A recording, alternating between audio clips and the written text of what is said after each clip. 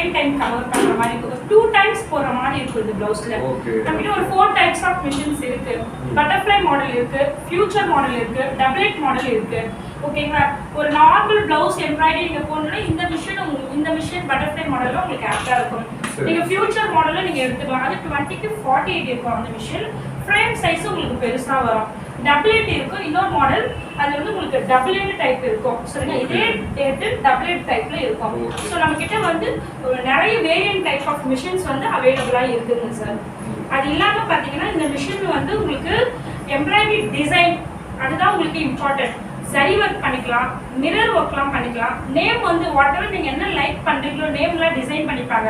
இப்போ நிறைய பேர் பட்டு சாரிகளோட பார்டர்ல கூட நேம்லாம் டிசைன் பண்றாங்க. ஸோ அந்த மாதிரி கூட நீங்க டிசைன் பண்ணிக்கலாம். நேம் எம்ப்ராய்டரி த்ரெட் ஒர்க் சரி ஒர்க்லாம் உங்களுக்கு நீங்க இதுல கம்ப்ளீட் பண்ணிக்கலாம்.